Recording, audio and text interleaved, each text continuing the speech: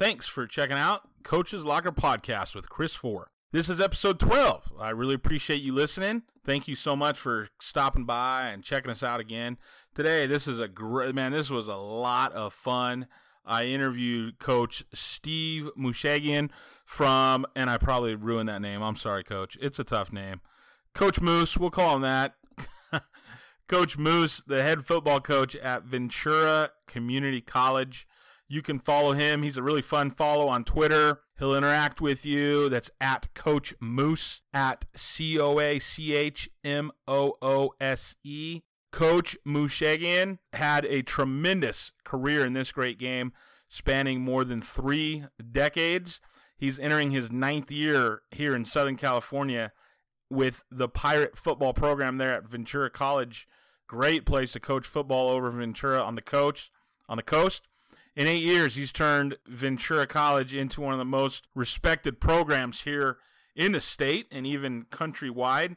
He's produced a record of 59-28 in 8 seasons. Before he took over the helm there at Ventura, he coached at Feather River College, another junior college here in California. He was the head coach up there. Before that, he coached at the University of San Diego down in Southern California. And he came there from Sacramento State. So he coached at Sacramento State, Division I, AA, coached a few All-Americans there. And before that, he coached in the NFL for a time with the Cincinnati Bengals. He also coached he coached the Bengals from 99 to 2002, had some really dynamite receivers there in TJ Houshmandzadeh and Chad Ochocinco Johnson. And so he coached there under NFL Hall of Famer Dick LeBeau. We'll talk about what coaching alongside and for Dick LeBeau is like. Before he was with the Bengals, he was with the University of Pittsburgh. They led the Big East in passing. And so a tremendous resume Coach Moose has. Stops at Fresno City College, Fresno State. And then before he got into the college game, I also coached at offensive coordinator of Nevada. But before he got into the college game, he was at the high school game, like many listening today. He was coached at Washington Union High School, where he spent 1 year as a head coach and an offensive coordinator. In that 1 year as a head high school coach, he won a CIF Central Section championship. We had a lot of fun. I could have talked to him for 3 or 4 hours. Anyway, I encourage you to check out this podcast with Coach Moose. We talk about I couldn't nail this down with one topic.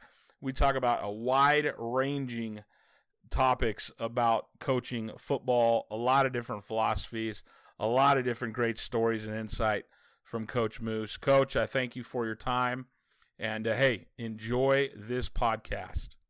You are listening to the Coach's Locker Podcast with Chris Four, a place for all coaches to call home. The Coach's Locker Podcast is a part of the Football Coaching Podcast Network. Please visit footballcoachingpodcast.com to hear and see our entire lineup of top football coaches coming to you every single podcast with valuable information to help you and your program. The Coach's Locker Podcast with Chris Four exists to help prepare coaches to be hired for the job of their dreams and to provide coaches with dynamite resources to become even more successful in their field.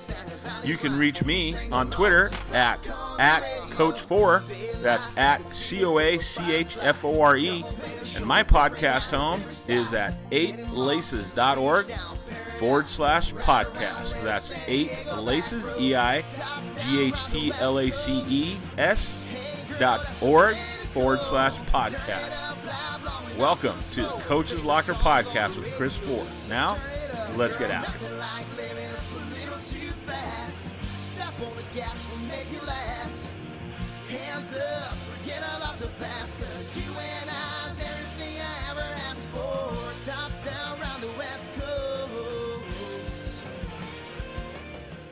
Well, Coach, thanks for joining us today. We really appreciate it. Thank you for having me. Much of a pleasure's on my end. So, Coach, we start our podcast when we have guests with something called the kickoff, the tip-off, and the first pitch. And so I'm going to ask you 7 questions here just to kind of introduce you to the listeners, to the audience, and have them get to know you just a little bit before we get started, talking about some nuts and bolts here. Coach, what's the first team you ever played on, and what do you remember from that? Well, the first tackle football team, believe it or not, with my dad being a high school coach, I always had to play flag or those. But my first tackle football team was my sophomore year in high school at Downey High School, because we were a 3-year high school. The junior high went in the 9th grade, so I only had 3 years of tackle football in high school. So that was my first tackle football experience. Probably my senior year, I made what a lot of people call the circus juggling catch to beat Linwood and to put us in the playoffs for the first time in 19 years. So even at my 40-year reunions, they'll still talk about that catch. So I guess I'd be remiss if I didn't say that was probably the memory that I can remember the most, or the Downey Warren games playing at Cerritos College, packed with 12,000 people there back in the old rivalry games. But getting to the playoffs, we lost to Riverside Poly in the first round, who was like the 5th seed back then in the 3A. They only had a 1A, a 2A, a 3A, and a 4A. And there was, if you didn't finish in the first 2 teams, you didn't make the playoffs. So it was pretty tough to get in the playoffs, let alone, playing in a game. Isn't that the great thing about football? I'm still friends. I've been out of high school, I don't know, 25 years almost, and it's like when you get together, you still talk about that stuff. That's a great thing about this sport. We did. We celebrated my head coach's 80th birthday, and so a lot of the teams came back in the stadium just this past year. So it was great to see some of my former teammates there. And then the very next day, we went over to Cerritos College and celebrated Coach Mazzotta's retirement, and most of that team was there too. So it was great. That's a great part of football. Yeah, that's pretty neat. Coach, how about the last team you played on, and what you remember from that? The last team I played on was Fresno State. Besides, I can remember getting cut at the LA Express at the USFL and driving around crying because I didn't know what to do with my life, and that's why I went into coaching. But the last official team that I played on was Fresno State. We had gone in the last game of my senior year. We played the University of Arizona at Arizona. They had the Fiesta Bowl people there. They had tied Notre Dame, who was number 1 in the nation, and beat USC, who was number 1 in the nation. And we spent all week, Coach Swinney spent all week talking about 60,000 disappointed fans, and we chant it back and forth to each other. And he put in a bunch of special plays. I remember he put in a double pass, and I threw a double pass to set up a touchdown. And somehow or another, with the grace of God, we upset them 23-17. And I remember separating my shoulder, and we didn't have another holder for field goal, so I had to go in there and hold a field goal to put us up by 6 with a separated shoulder. And I just remember catching the ball. The snap had to be a little bit above, so I had to raise up the pane, putting it down. And on the film, you could see the kick going through, and my head just goes down and hits the tee. Oh, and wow. that's my last memory of playing college football at Fresno State, beating Arizona, and that was very special. Jeff Tedford was our quarterback, who's now the head coach at Fresno State. Yeah, that's awesome. That's a great story. Coach, you've been in the profession for a long time. Who's been some of your mentors, or maybe your main mentor in the coaching profession? Well, obviously outside of my father, who was a coach, it would be Frank Mazzotta at Cerritos College. He just retired, played a big role in my life, and along with Jim Sweeney, my college coach, who ended up hiring me, told me I was going to be a coach. I had a dream of thinking I was a professional football player at 5'9", 170, running 4.6. But we all have those dreams as a kid. But he said you're going to coach, and pushed me into coaching and gave me my first college job. And I spent 10 years with him, and up until the day he passed away, I was close with him, and he was just a huge mentor in a lot of ways, and put some intestinal fortitude and some toughness. I don't think you could coach like that today.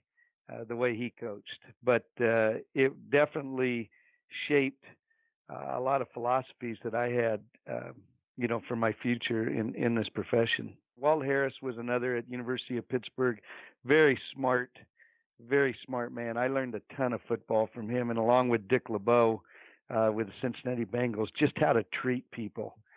Dick LeBeau was just a consummate professional. So those would be the guys that were huge in my development.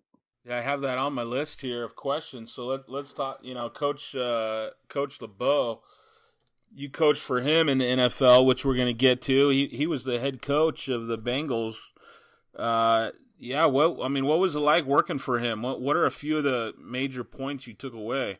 Because he's certainly a legend. Well, I think more so than anything is he had a very simplistic mindset about things. I think his only negative that he had the whole time is that he trusted players so much, and I think some players, we were going through those money years, and I think some guys took advantage of that, and that probably upset me the most because he was really very level. He never got us too high, he never got us too low. He'd always find a happy medium with everything, and kids, players wanted to play for him.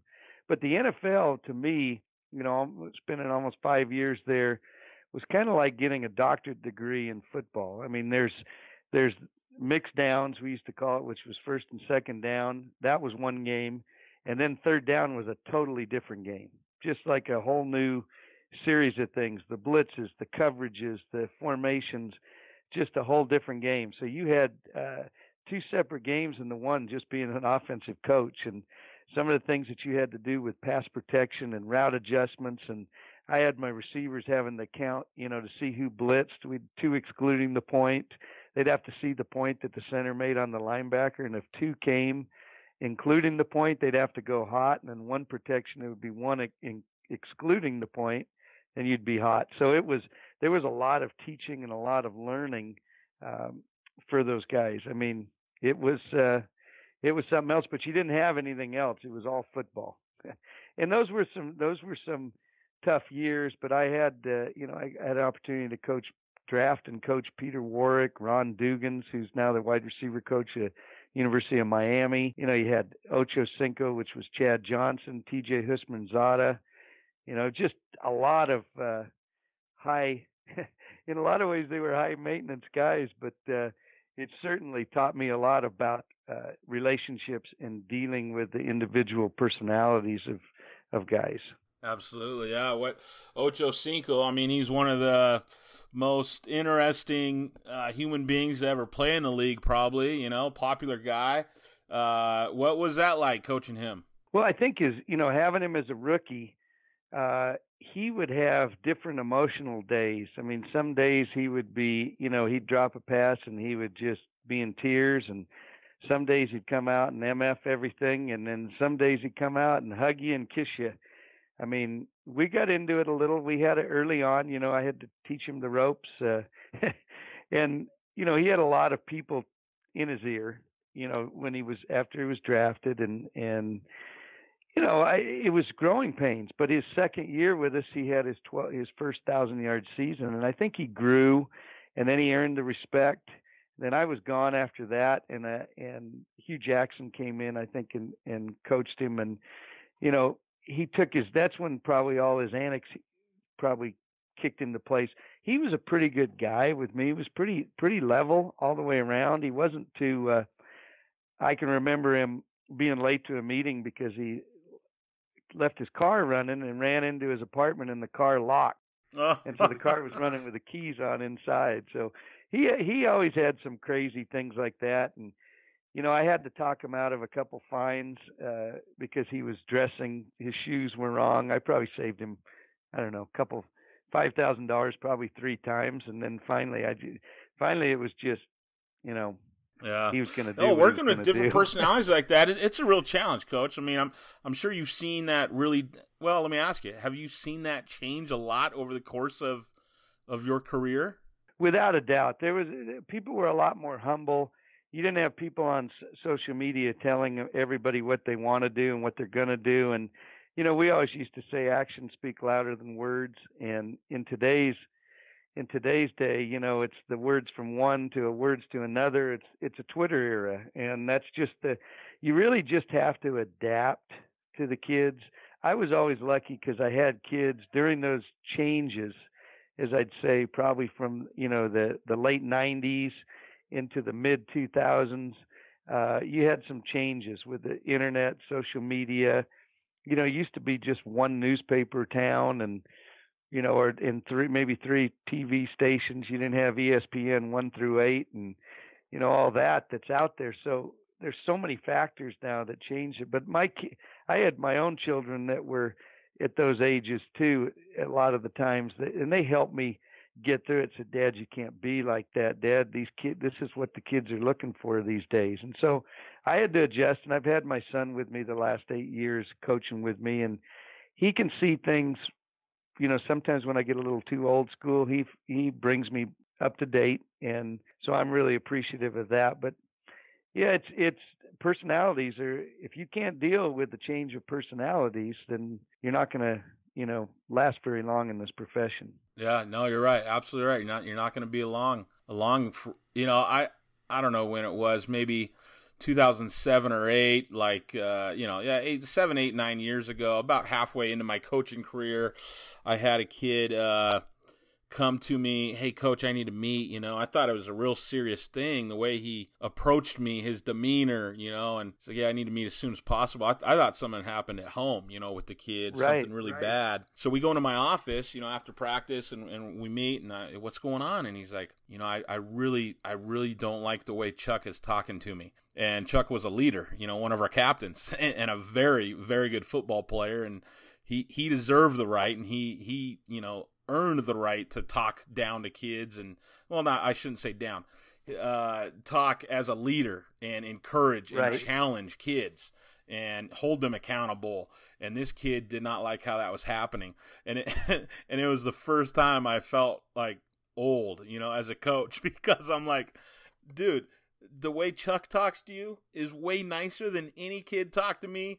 The captains talked to me when I played, Exactly. Yeah, they're much more sensitive now. Yeah, much more. Yeah, a lot of players are. That's hard to adjust to sometimes. I saw yesterday, I don't know if you saw it, Coach, online, Ochocinco left a tip. I think his meal was like $110. Did you happen to see this story? I've seen a few tips that he's left. Yeah. I just wish he would have left me a tip like that once or twice. I think his meal was like $110. And he tipped, I believe it was $260. And then at the very bottom, he wrote, "I once had 260 receiving yards against the San Diego Chargers." That, what? He's going to keep his career alive through all those things. And he did have a great career. I think he'll be a Hall of Fame guy someday. And, I applaud him. Chad really has a huge heart. And he's very giving. You just have to filter through all that other stuff sometimes. But he's an actor. He's a comedian. He's got all those personality traits. He's got a few personality traits. You just had to deal with it. So you coached both he and TJ Hushmanzada, and they both came from Oregon State and had a real successful run up there. Did they come together? I don't remember the years. Yes, they did. Actually, I had recruited TJ out of Cerritos College when I was the offensive coordinator at Pitt. So I had a previous relationship with him, and then Chad was also over at Santa Monica Community College, and I had looked at him over there too, but I was really looking more at Steve Smith because Chad, I didn't, look at his transcript, he wasn't going to get out, mid-year, and so it was kind of, and TJ went 1 year ahead of him, but they both finished at the same time. Chad was one and done at Oregon State for Dennis Erickson. So, yeah, I went up and I worked out TJ at Oregon State. Chad wasn't up there, so I went to USC's workout, and I knew Pete Carroll pretty well because I had recruited his son Brennan to Pitt, and Pete and Walt Harris had recruited Pete, so it was kind of a little relationship that way. And Pete wasn't going to let Chad or TJ work out at USC's workout, so we had to go down to Jackie Robinson Park.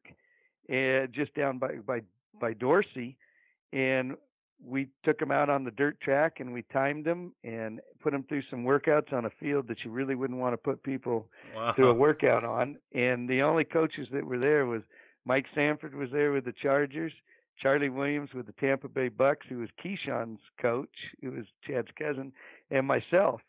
So we had those guys and ran them through. And I'm telling you, Chad ran like a 4.37 and 4.29. I mean, he was flying. And TJ ran a couple sub 4.4, so they had great times, but nobody wanted to believe those times. So, because they had them at different places timing them. But I knew what they were all about because I had a couple years advance on them because of seeing them.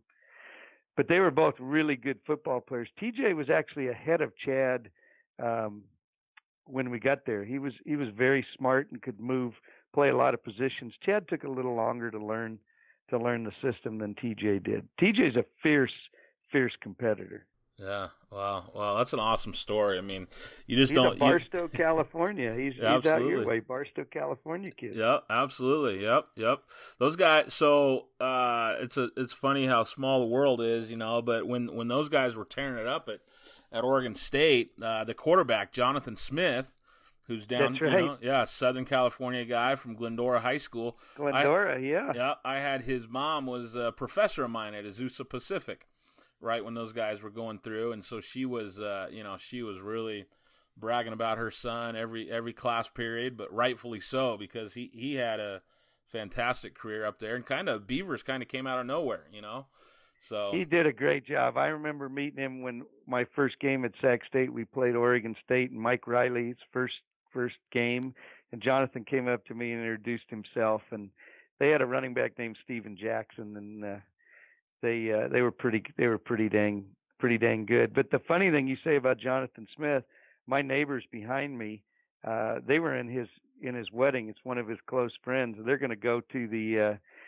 Ohio State Oregon State game to watch his opener. So it's a small world when you throw coaches into it. I mean, they're all connected somewhere or another, especially in Southern California. You got to love it. Yeah, absolutely. Coach, how about this? What's the worst mistake you ever made as a coach? Yeah, I was thinking about that, and I've told people this, and I would say when I left Cincinnati, they had let Dick LeBeau go. Mike Brown had brought me in the office and he said, you guys are all the staff is on a 15-day exclusivity contract, and you can't go to another pro team until we decide who we're going to hire.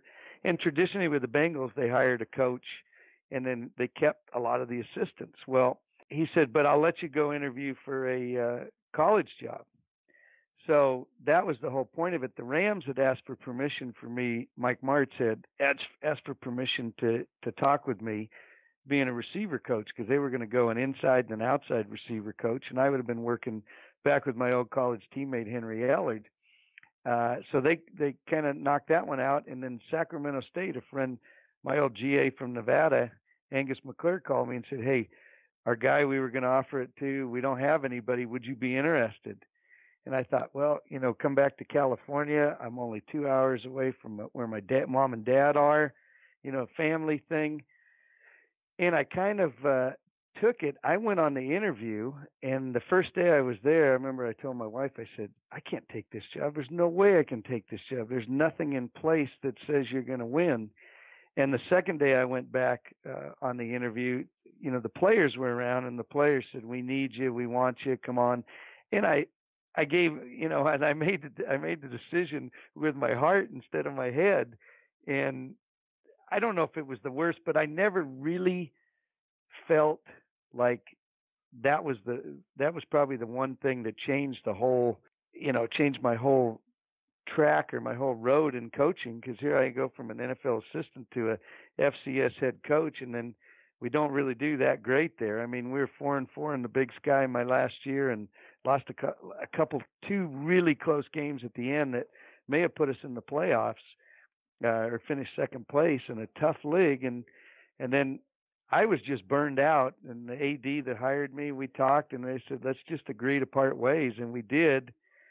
And so that's really the only real negative thing that I've had that probably was one of those that I probably should have thought it over a little bit more. I always tell young guys now is don't make an ego decision and don't base it all on money, in coaching, because you got to make sure you have everything in place, and I didn't.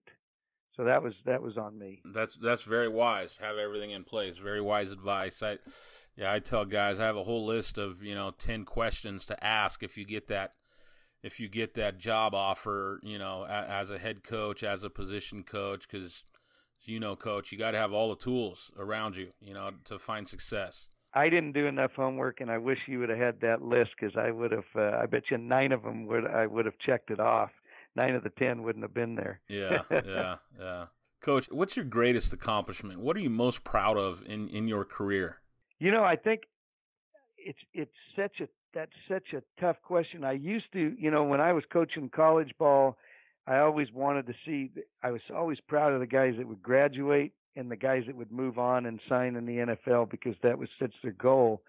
And now I'm at the community college level. I love seeing these guys sign scholarships and moving on to the next level and then graduating.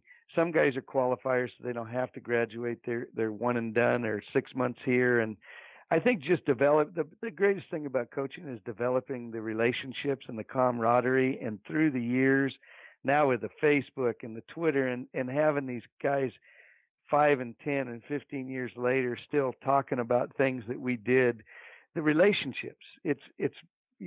I got a million games, that are on the field and that you remember, but the relationships are the most important, and the friends that I've made in the profession is probably the thing I'm most proud of, is just that I've stayed that same. People that haven't seen me in years, and they say, you're the same guy in 1985, your first year at Fresno State, as you are now. And I think that's kind of, I've never not let where I've coached or the ego get in the way. I think that's an important thing, is just to try to stay level. Yeah, no, absolutely. How about, Coach, a favorite vacation spot? How do you like to unwind? I like Maui. Maui's always the place that I like to go, because it's really, really relaxing. And my wife, it likes it a little faster. Jill likes Oahu. So we always say, and me, I like to go pack one suitcase, get in there. I'll hang everything up. I'll put everything away, and then I'm done. I don't want to pack that suitcase up till I leave. She would rather go like 4 days on Oahu and 4 days on Maui. I got to switch planes, but that's one of them. And then I love going down to Southern California. I love going south, somewhere between Seal Beach and Newport Beach, kind of where I hung up. Seal, Huntington, Newport, places that I hung out when I was in high school, and just being along the coast. People don't realize how beautiful it is. And I live like 12 miles from Malibu, and my wife and I will just get in the car and drive sometimes and just feel how lucky we are to be where we are. And so I've learned as I got older to appreciate the California coast. And so I spend as much time as I can at that part of it and just soaking it up. Yeah, we're very lucky to live here in California. I was born and raised down there towards Oceanside, and then lived there for 5 years till 2012, and used to go walk on the beach all the time. And boy, I never took advantage. Never.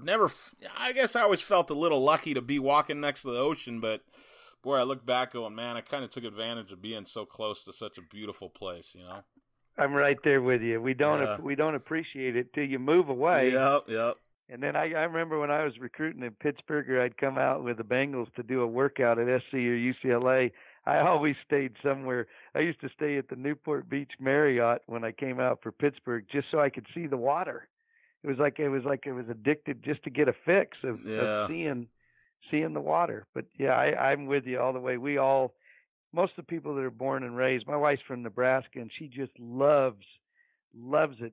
I've been out here for 25 years, and she loves it. And, she appreciates it way more than I do growing up in it. Coach, how long have you been married? Jill and I have been married. This is going on year 6. So we're kind of newlyweds still. We have 6 kids between us, and and 6 grandkids. So we're kind of like the Brady Bunch. Yeah, yeah.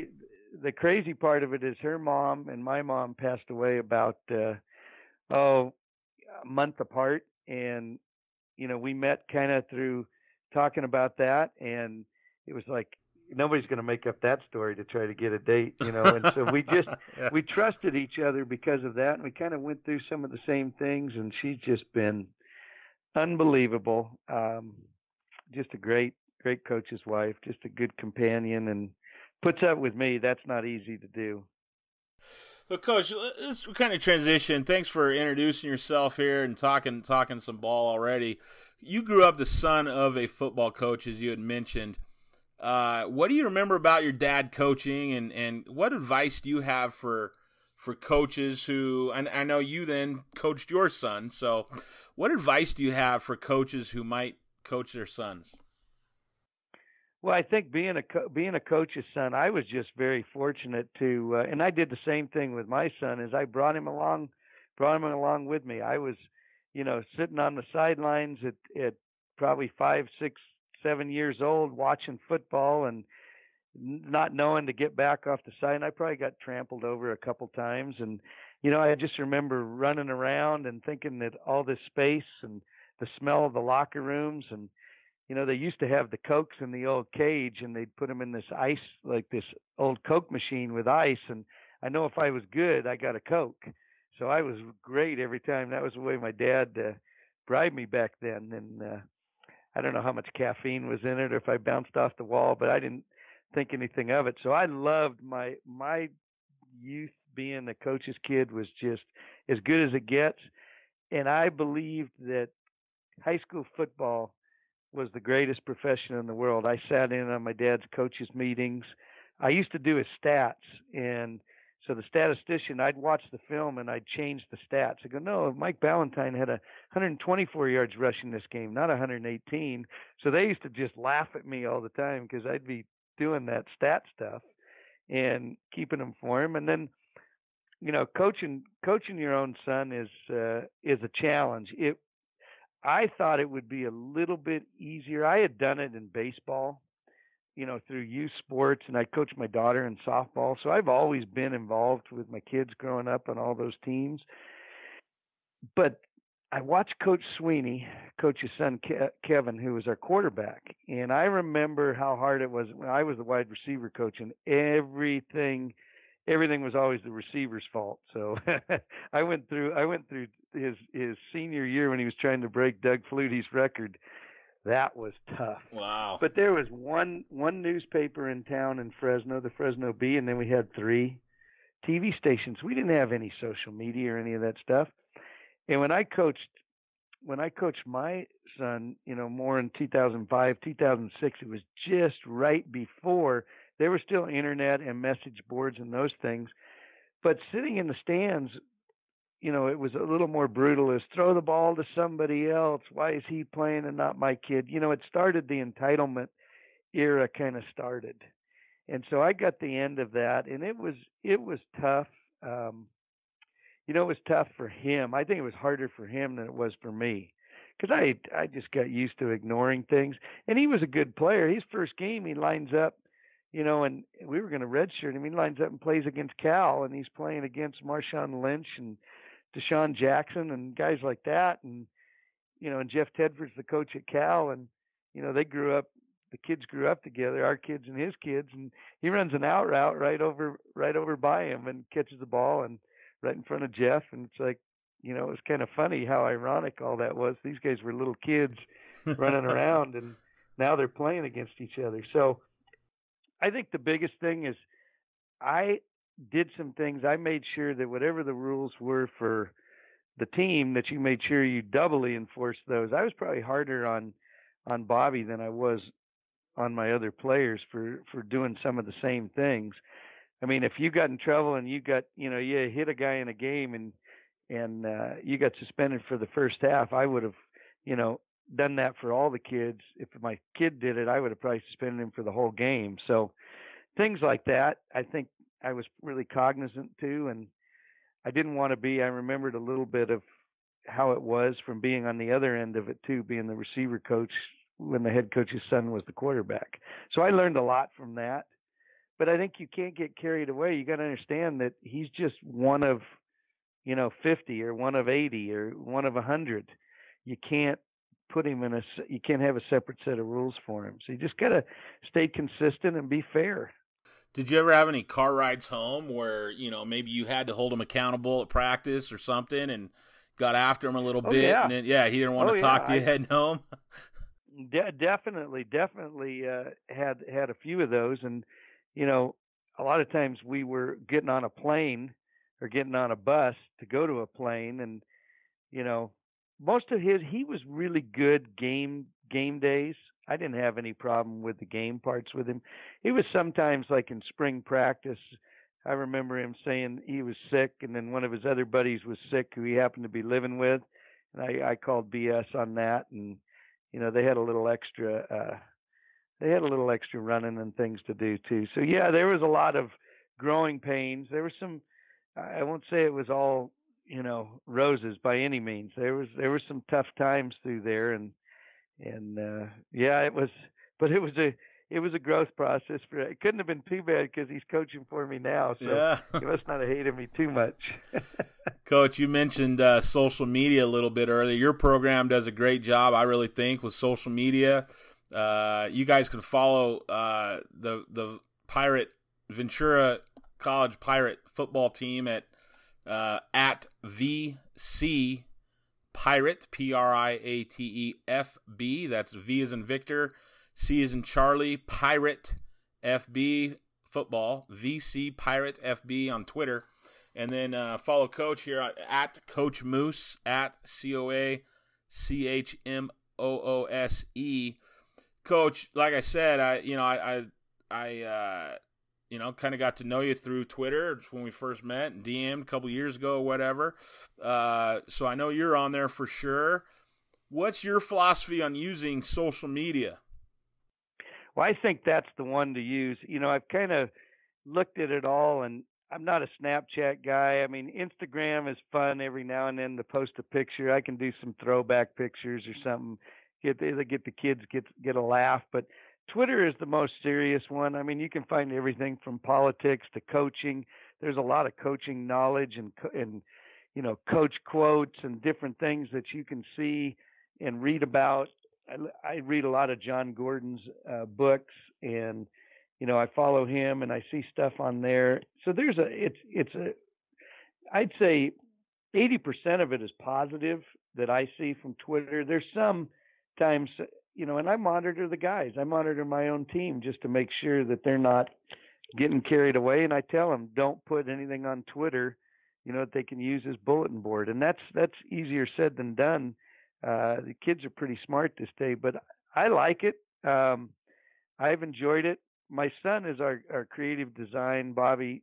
That's one of his things that he does for the college here, is he does all the graphics for the athletic department. He's very good with yes, he is. Graphics. He designed the banners that Fathead did for our locker room.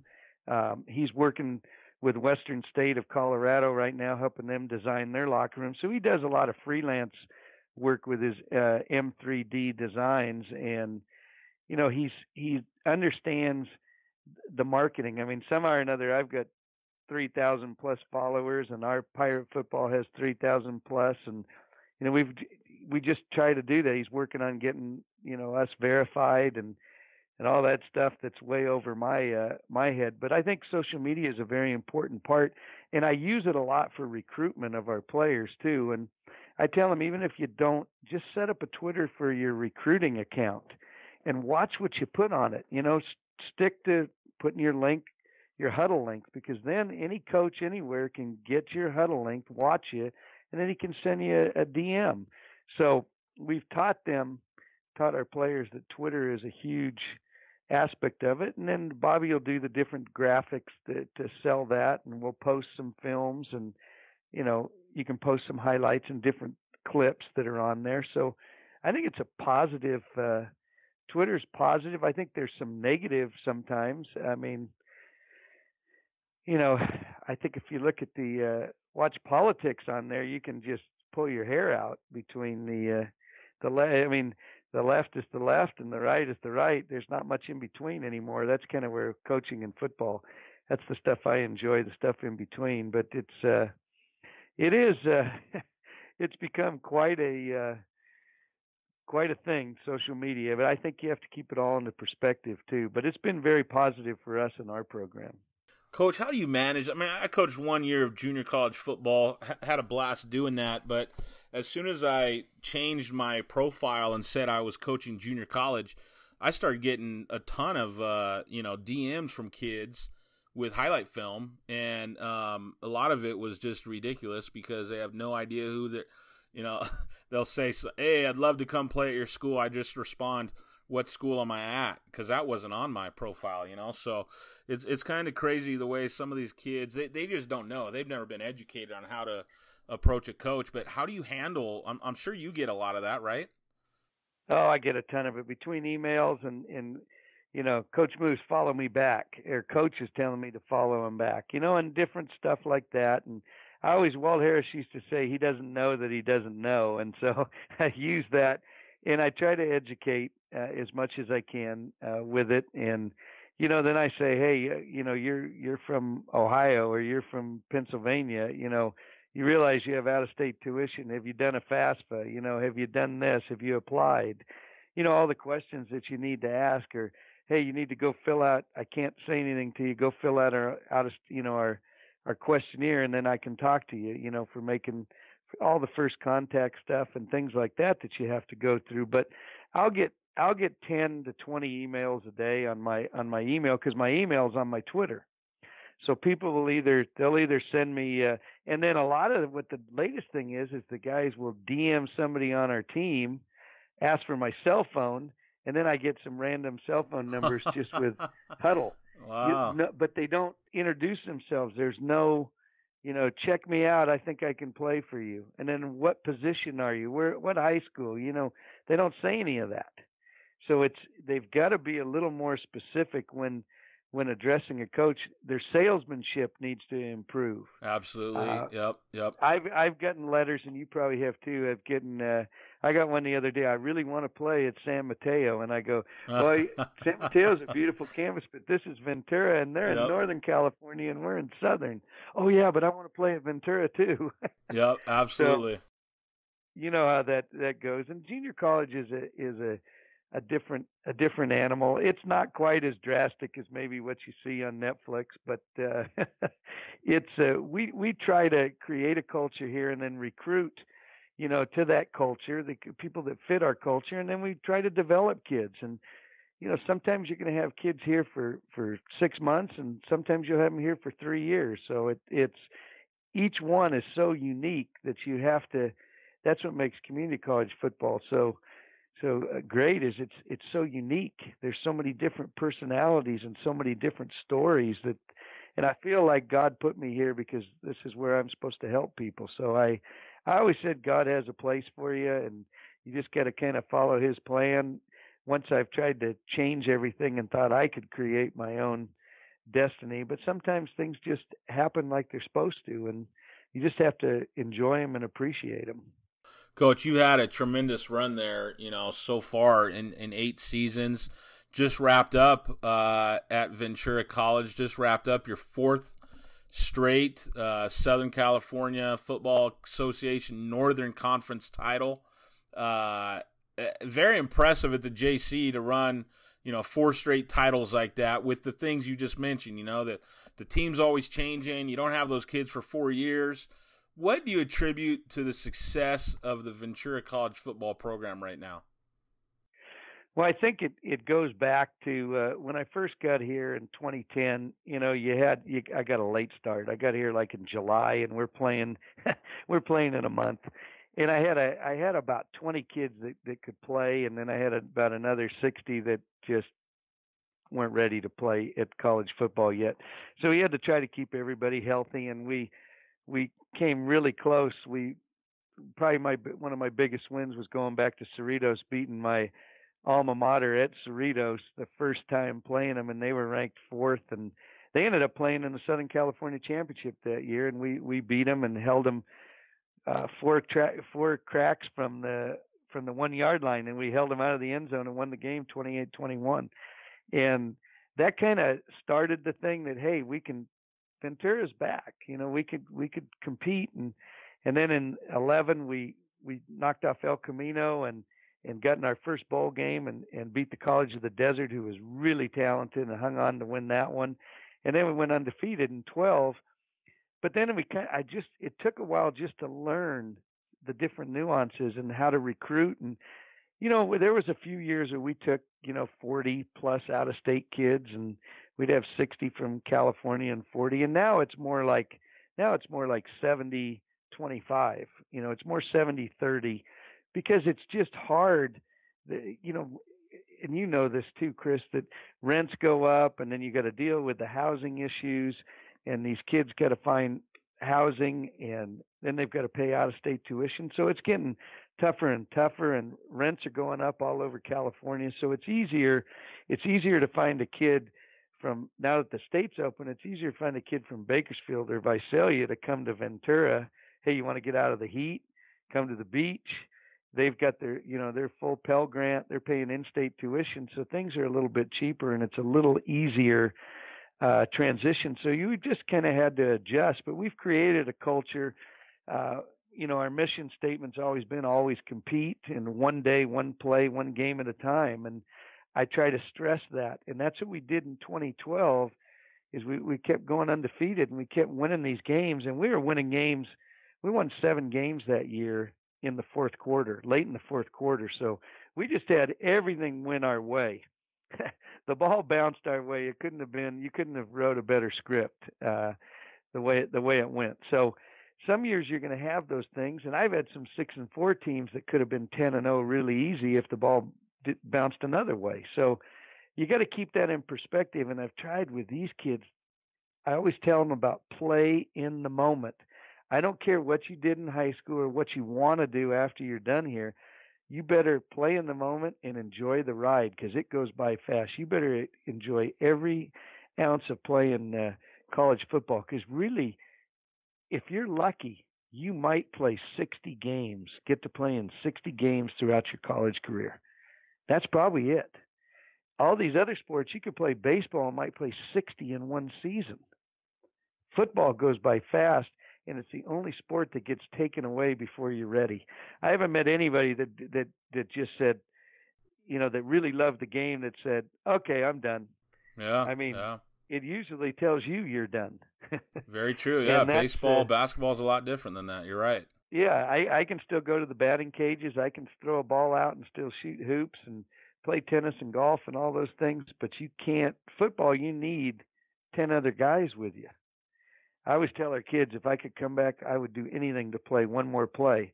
Now, all I would do is go back there and punt return and fair catch it, but I'd love to just do that. I'd love to do that one more time. And I still, in practice, return punts. I still coach the punt returner and do that. Fun. And I was holding for field goals the other day, because that's what I did. And I loved punt returning. Was one of my favorite things I ever did. So I have an affinity for that. Well, let's talk about pretty that. much. Yeah, let's talk about that, Coach. What are some of your key points to the punt return you coach your kids with? Well, I try to teach them to learn the flight of the football, and that's really important. And Coach Sweeney taught us once to learn to catch the ball up over your head so you could take the RPMs off the ball. But I try to teach them of just becoming, come to balance. And really, all my best punt returns have been baseball players. They've been outfielders. Oh, yeah. And I happen to be a pretty good center fielder and a left fielder in high school. And so it was really natural for me to go back. I mean, some guys will backpedal, and then the ball will fall, a yard in front of them. They just don't know how to judge the flight of the ball. So that's primarily what I'm teaching them.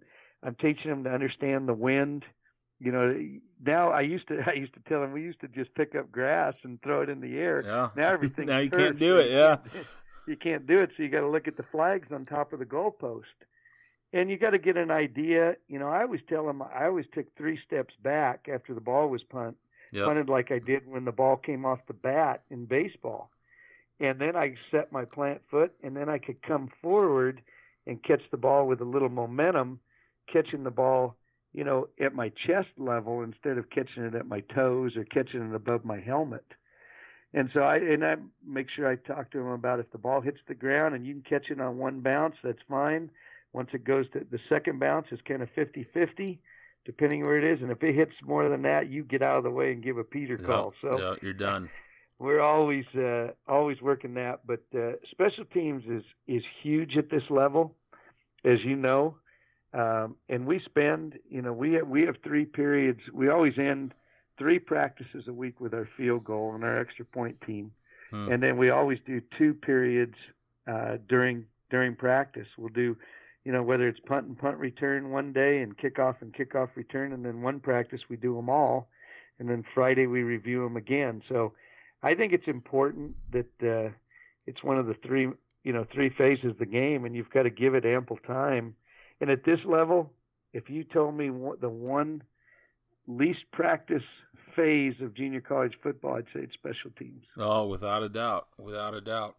Coach, going back to punt return, what do you teach your kids? Where do you want their elbows? I want their elbows tucked into their side. So we used to take socks, like we'd get a couple socks. I've even taken footballs and put them under there and made them catch them, or put tennis balls under their armpits. Tennis balls under their armpits and teach them to catch the ball without it going away. Because how many times have you seen the guy has perfect hand position, and then the ball goes right between their hands because they separate from their they come away from their body. Yep. That's where it's going to separate. Absolutely. So we've done the towels and we've done the tennis balls. And so it's fun. Do you teach what do you teach with their feet? As far as I just always tell them to come to balance. Yeah, do you want their plant foot a certain way? I like their plant foot a little slightly staggered so that they can hit it and go either, because a lot of times you're going to make that first guy miss. Yep. So I like to have their plant foot, their plant foot and their back foot staggered so that they can have a two-way go. Yep. Okay. I always tell them half a punt return is just making the first guy miss. That's it. And then it's just vision. After that, it's just vision and running. If you can make the first couple guys miss, you usually have a 20 or 30-yard return before you're going to have to take on the punter or the shield. And usually those shield guys aren't as athletic as you are because they're bigger bodies. Yep. Bill Parcells, there's a very, very good clip, and I've never been able to find it online, but it was, one of these mic'd up when he was with the Jets, and he was back there working with the punt returners, and he talked about their feet, and you got to have, and he walked the whole body. He said, if your feet are set, because these kids weren't catching the ball with set feet, and he said, if your feet are set, then your knees are set. If your knees are set, your waist is set, and he went all the way up the body to where then your hands are going to be set. They're not moving all over the place, That's right. Yeah, so that's a real big coaching point I've always hit on with those. And that's why come to balance. That's kind of my whole thing at come to balance is feet are set, knees are bent, arms are in position. See your fingers catch the ball as it's coming in. Yeah. Coach, you guys have about, I was looking at the math on your stats. You guys have about 24 kids a year, the last 8 years going on to 4-year schools. So, you've got kids who aren't starting, quite a few kids probably who aren't starting, who are moving on to that 4-year level. What's that process look like for you guys, getting kids out? Well, I always tell the kids, you got to have 3 things. You got to have a good tape. You got to have tape. You got to have transcript, and you got to play on a good team. So the 3 T's, because everybody wants winners.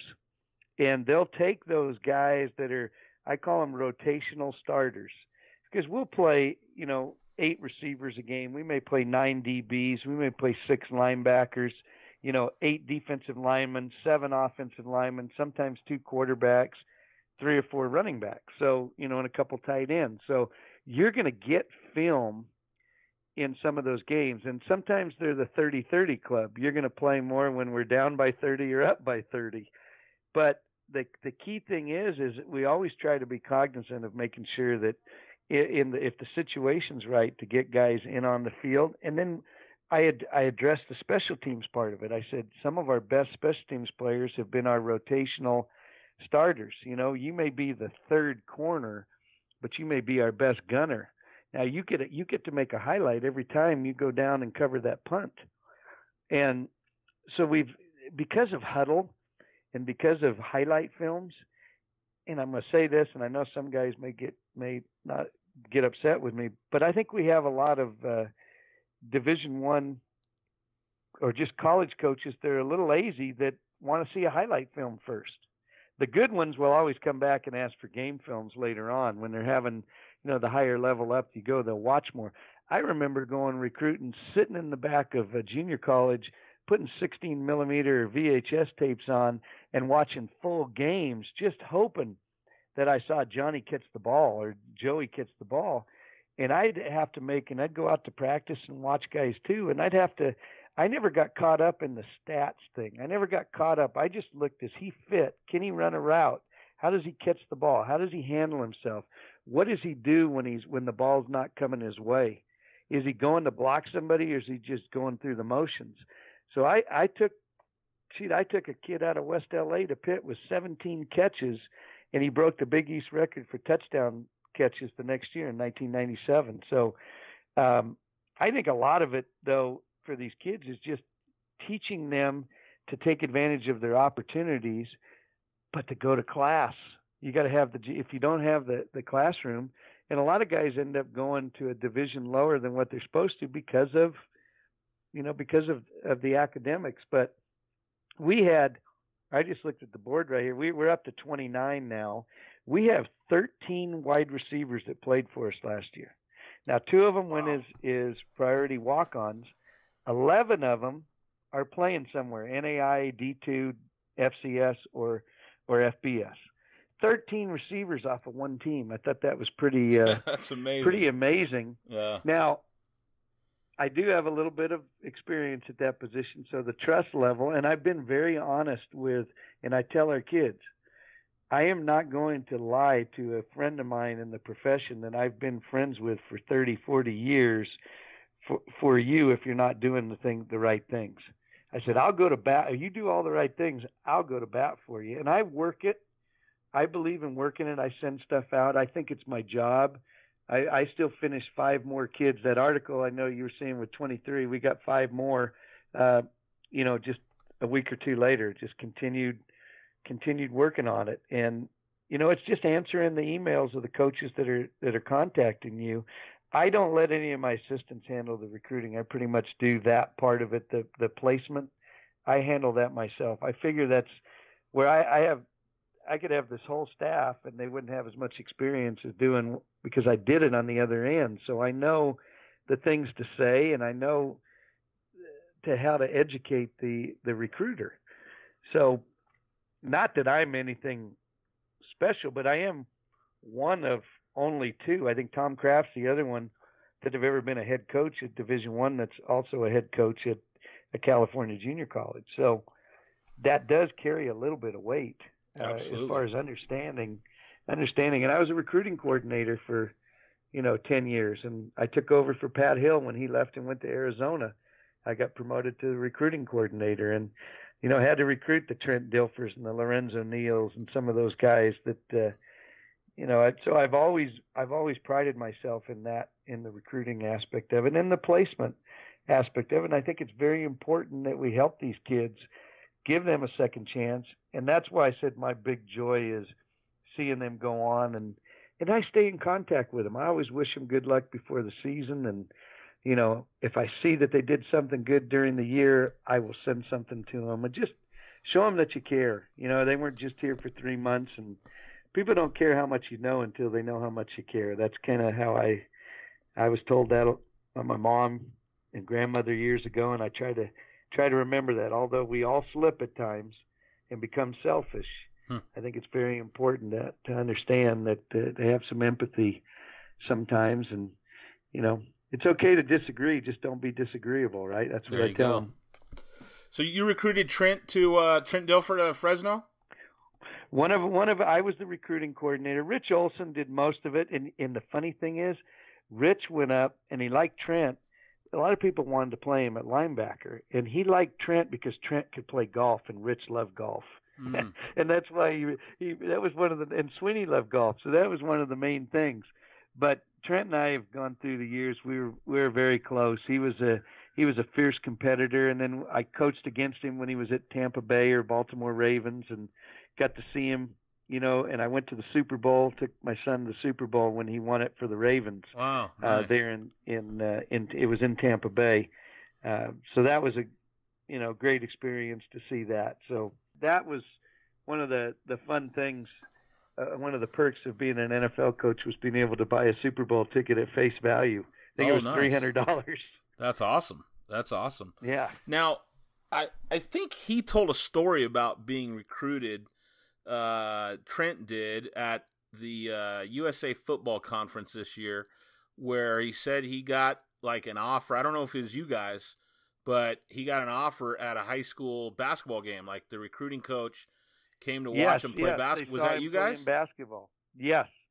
We had watched. That was the thing, and they just everything Trent did. He could ski. He could golf. He could play tennis. He could play basketball. He could hit a baseball. I mean, he just was a really good.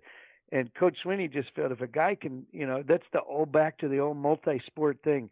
If a guy can be successful in this many sports that take, they're all individually different, he's got to be able to play quarterback. And he was big with a strong arm, but everybody wanted him to play linebacker or tight end. Yeah. I think we were the only school that said, give him a chance to play quarterback. That's how we got him. I don't remember the exact part of the story, Coach. You might if I talk about it, but he was playing basketball that night against another kid who was also quarterback and probably a little better basketball player. But as soon as he heard that, there was a college recruiter in the room, he said that really turned him on, and he had some, phenomenal night that night and kind of shut down the other kid that was, supposed to be a better basketball player and got an offer that night right there on the court. I believe you're correct. He is one of the most fiercest competitors that I've in anything. Tiddlywinks, ping pong. That's awesome. You name the sport, he'll compete. He's a fierce competitor. And coaching receivers, and we had some really, really good ones during his era. I mean, he was hard on them, and then he'd get on me about it too. And so it was good. I didn't mind that at all. I mean, I loved it. I love that part of it. Coach, what does a practice at Ventura look like? Well, I'd say it's fast and efficient. And, one of the things that I believe, and I've studied Oregon's practice things and things that they do and how they do it. I studied, UCLA, and I try to ask. That's one of the things that I try to look at more than anything when I go watch some college teams and how they practice. And, you can't quite have all the music. We've had the music blaring. We have that, and the neighbors will get mad, so we have to keep it in control. We have a practice clock and do those things. We just try to be efficient how we do it. And if you're 10 minutes of one-on-one, it's 10 minutes of one-on-one, then we're on to the next thing. And I always yell at the guys. I said, come on, don't be walking. Only the mailman walks, And so we go from one thing or another. I'd say the maximum we're ever out on the field from the time they set on field for early outs to the time they're done with me talking to them, 2 hours. We're probably average of an hour and a half practice time, and we're efficient. And that's running 2 10-minute special teams periods. Wow. Along with individual. But I think the other thing, too, is we've kind of come to the ideas that you don't have to be in full gear every day anymore. We have the soft shell helmets that we're going to incorporate and use those on Mondays during season, and Tuesday's a full gear day and one other day a week, and that's it. And we try to separate, on our fundamental days where you're going to do your one-on-ones and your 7-on-7s and your pod drills and all those different things. And then we have the team situation days where you've got to be able to be backed up, 2-minute drill, 4-minute drill, last play at the end of the game or before half. And you've got to teach these kids. Kids don't understand situations like they used to. We used to do, as little kids, we'd go, 35 seconds left, Mooshagian split wide, and it's up, Hail Mary, we'd go through all these things. Now these guys are on video games and they're just playing, and if things don't go right, they hit the reset button and start all over again. And I remember Dick LeBeau saying, "Son, there's no reset button in life," and it's honest to God truth. So we've got to deal with the vision of the game. The kids only see the highlights now. They see Sports Center's top 10. So they all want to be that. They want to do those things, but they don't understand all the other stuff that goes involved.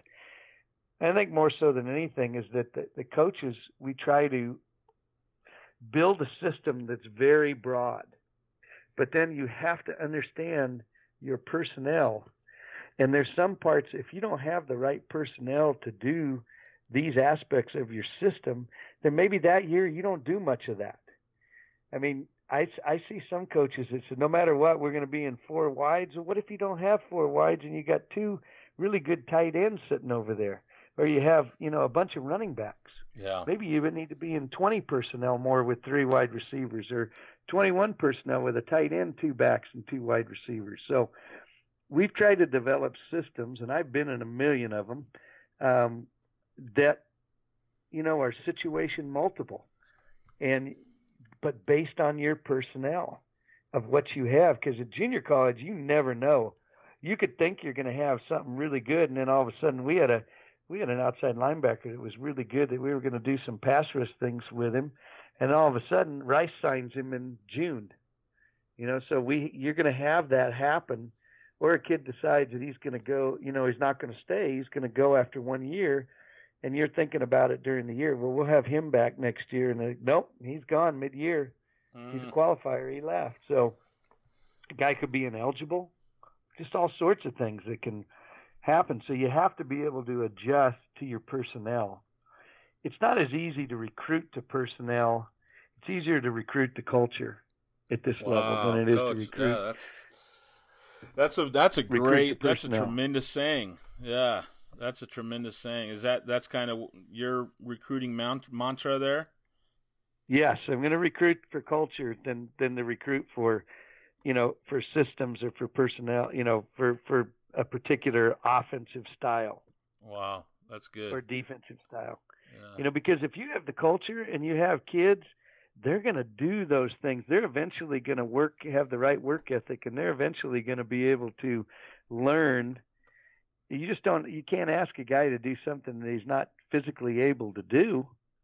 So change, It's easier for us to change as coaches than it is to try to change a kid who's a good kid that works hard and does good things and gives you his heart and soul. So create it. Maybe that means you don't have a hands-down defensive end. Maybe you got a 6'2", 240-pound son of a gun that you can stand up as your defensive end and rush the passer on third down with him. So those are the type things we've tried to.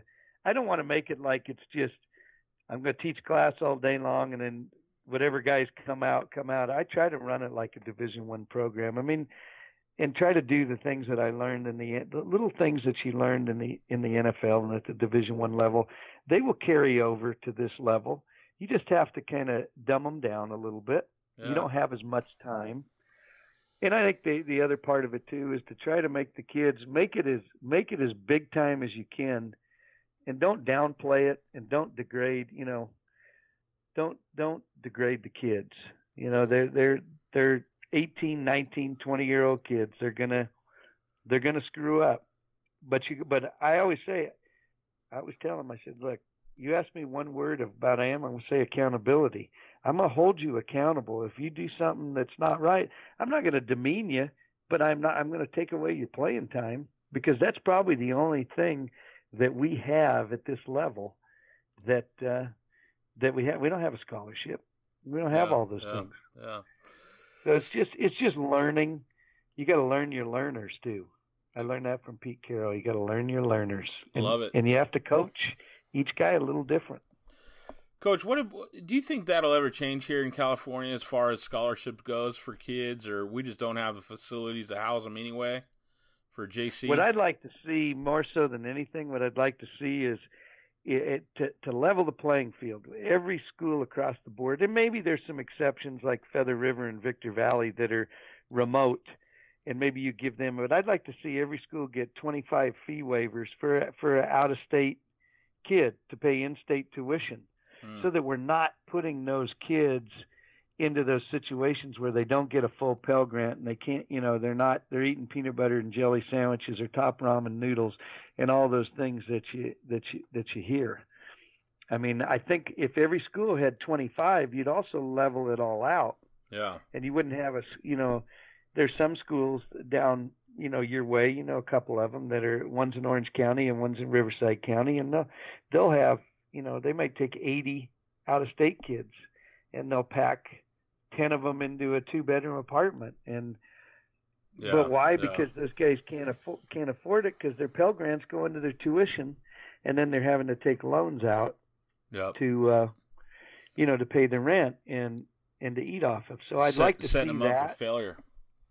I'd really like to see a 25, and then I feel like we could play with anybody if you had that, because then the kid can get the BOG waiver for his tuition. Just get 25 guys, and then you have to pick the 25 that you want, and you got to put them on your Form 3 before season. So you can't say, well, if this guy gets hurt, I don't want him anymore. I'm taking him off, and I'm going to give it to this guy. So it's just like a scholarship. There's 25 fee waivers, and then everybody's the same, and every guy on the team has the same opportunity. Everybody's paying the same tuition. Yeah. And everybody has the same Pell Grant. Obviously there's some that live at home that don't qualify, but sure, they don't need it.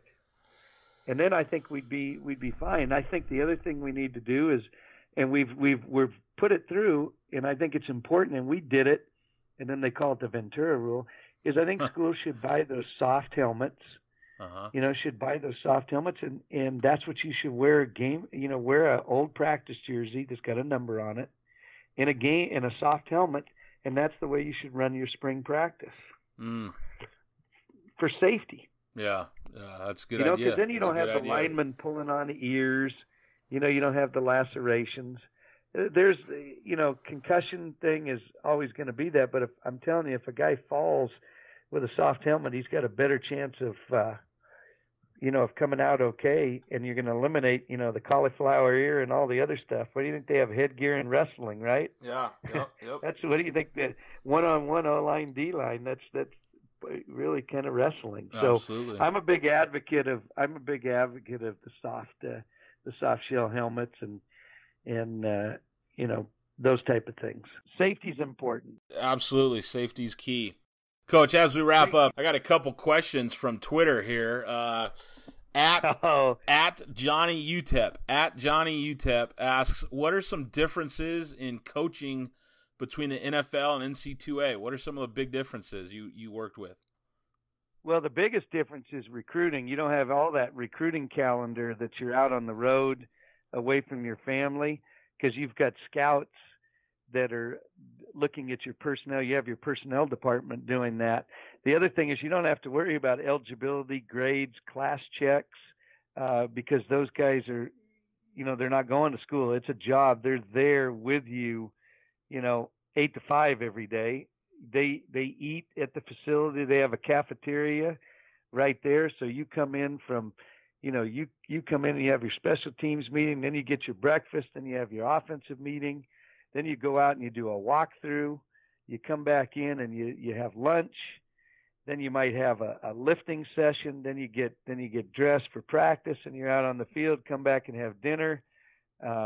Maybe watch the practice film and then go home. So you don't have the class. Just take the classes out of it. Yeah. And take the recruiting out of it, and that's about what it is. But it's getting closer. It's getting a little bit closer than it was, in 1985. It's getting closer to what? The NCAA and NFL is getting a little bit closer now that they've given the kids the cost of attendance scholarships. Gotcha. Kids have a little bit more money to spend, and it's not as and there's more training table. The nutrition programs have gone up, so some of the stuff has gotten a lot better than it was when I first started as a college coach. So walk through the day of an NFL. It's back 2002. You're wide receivers coach for the Bengals. What does a Wednesday look like? Well, 8:00, there would be a special teams meeting, and I would have any of the receivers in those days. It would have been Carl Pickens and Darnay Scott, who were not, on special teams. they'd come in and sit in my office with me, and we'd talk about receiver things. They were the two, premier guys. So then I'd get a little time with them. Then when the special teams meeting was done, they'd have a quick team meeting. The head coach would come in, talk to everybody.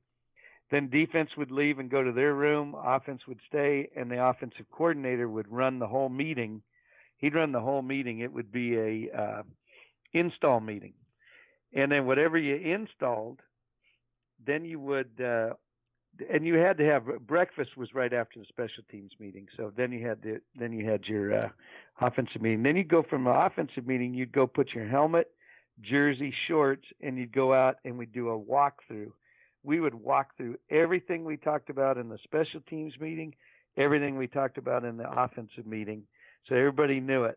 You'd come back in. One group would lift, and one group would maybe do some treatment or some individual film study, and then they'd switch. Then you'd have a lunch, and then you could switch to lifting and film again, and then we'd all go out to practice. And when practice was done, the coaches would hurry up and go grab something to eat as the film was getting processed.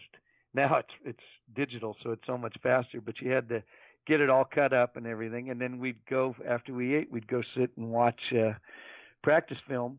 The players would be gone, and then I'd still be there, and I had to draw cards for 7-on-7. And in those days, Bob Bratkowski would give me the script, and it'd say Tennessee versus Baltimore, play 57. Well, that I drew better be exactly like play 57 was on film. I'd say, free safety is at 14 yards deep. Take 3 steps forward before the snap, and then go to cover 2 shell. And different things like that. And it was precise as can be. So I'd get home about midnight. I used to joke that I'd kiss my kids goodbye, and they were asleep in the morning. When I got home to kiss them goodnight, they were back in that same spot like they hadn't even left. They were asleep again. Wow. So I didn't really see them until Thursdays. We got home a little bit earlier on Thursdays, and then we were done by noon, 1 o'clock, because we went early on Friday. So if we had a home game, so we'd catch up. I'd always be able to see their games on Friday nights and that type of stuff if we weren't on the road. Yeah. And a lot of times we didn't leave with the Bengals till Saturday morning. So I always got to see, kids playing high school or one of their freshman games. I'd always be able to see that on Friday night. But they were long days. Yeah, they were sounds like it. I mean, days. That's what you always hear. I just wonder sometimes, I know I've spoken to some different college coaches who've said that, they'd watch their head coach. As soon as their head coach was out, someone would watch his car, and as soon as that car was gone, they'd all leave the office. I wonder how often that happens. We used to look down and see if Coach Sweeney's light was on, and then once his light was off, we could go home. Yeah. There's college was like that. In pro, it's just you just got to get your stuff done. Some guys might be done at 10, some at 11, some at 12. When Bob used to come in and say, I'm not going to finish these cards for a little bit. Just come and get them in the morning. So I'd get up at 6. They'd be on my desk, and I'd go sit on the stationary bike and draw the card. Finish up the cards. Just draw all the formations in. Then I'd get while I'm working out, and then I'd run back to the film thing and put in the coverages and everything. I'd watch it and put in the coverages. So, you just kind of learned how to adjust. But now there's more people being hired in personnel departments in college, so the recruiting isn't quite as crazy as it used to be. Yeah. You're not on the road as much. I mean, you used to go on the road, and I'd go into high schools just hoping that there was a guy here, and I'd find him. You don't find those diamond in the roughs because everybody's got stars now, and everybody's rated, and there's hardly any diamond in the rough.